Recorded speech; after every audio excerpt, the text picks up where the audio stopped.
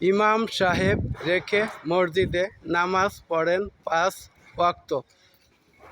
প্রতিটি কর্মের স্থানে চলে চুরি আর দুর্নীতি। মসজিদের ভিতরে ঢুকে নামাজ পড়ার বিষয়বস্তু কি? নিজেকে সঠিক আমলদার ভাবা, না লোক দেখানোর জন্য নামাজ পড়া। আমি তো পারলাম না মালিকের সঠিক হুকুম মেনে চলতে, তাহলে শুধু শুধু নামাজ পড়ে কি হবে?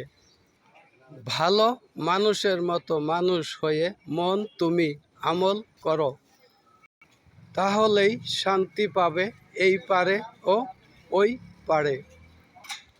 আয়াত 24-25। সুতরাং হে নবী, ওদের কঠিন শাস্তির সংবাদ দাও, কিন্তু এদের মধ্যে যারা বিশ্বাস স্থাপন করবে এবং সৎ কর্ম করবে তাদের জন্য রয়েছে অফুরন্ত পুরস্কার।